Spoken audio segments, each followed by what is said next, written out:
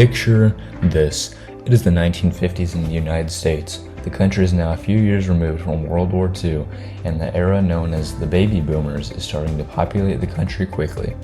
People are cruising in their new convertibles and Thunderbirds to work and across the country. But there's a problem.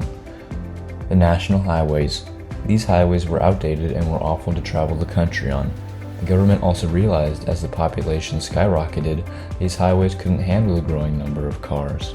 So, what does the government do? They formed the Federal Aid Highway Act of 1956, which revolutionized travel in America by creating a strong network of interstates. But how did we get to a desperate need for this act? Well, let's go back and understand the need for this huge act.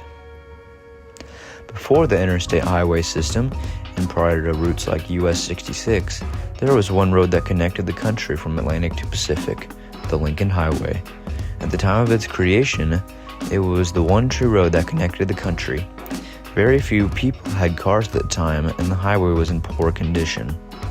In 1916, the Federal Aid Road Act of 1916 was established, and the government started assisting states in the construction of new highways, which led states from local responsibility to a national level.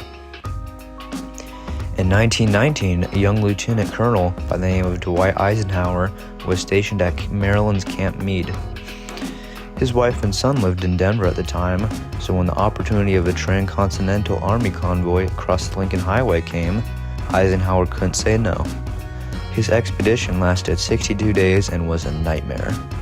Many military vehicles broke down due to the high distance of travel along with terrible road conditions. The roads were mostly not paved, and the paved roads were in very inadequate condition. This trip helped Eisenhower realize the desperate need for American highways with the growing number of cars going into the 1920s and 1930s.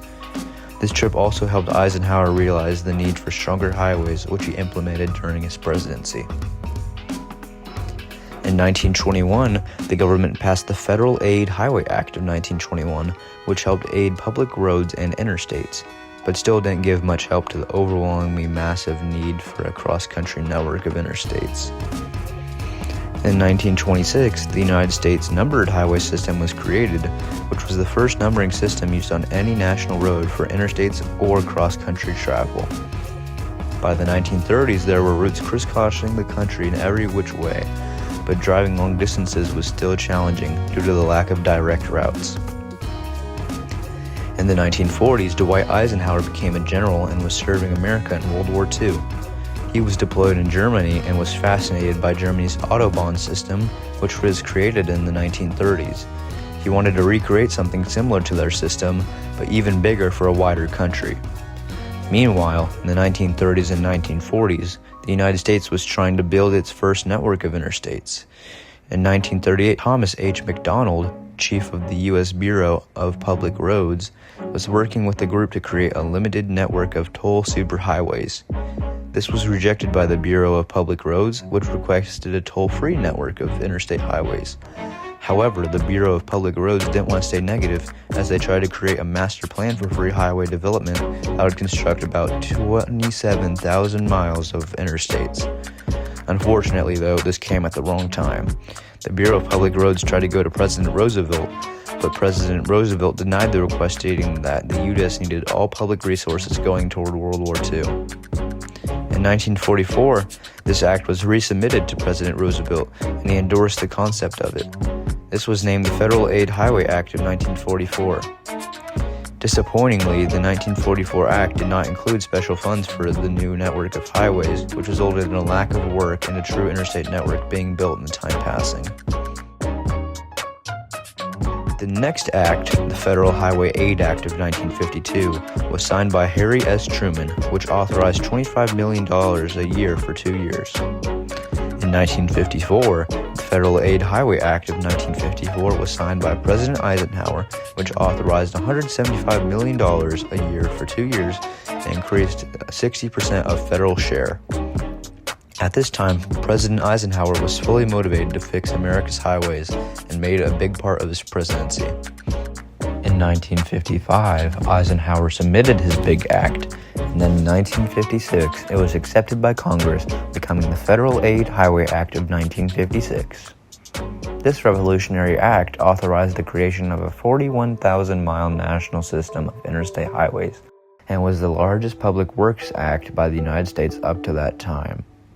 The act used government funds as 90% of construction costs, financed primarily through a highway trust fund supported by fuel and vehicle taxes. The goal of this act was an efficient and safe highway system rooted in national defense.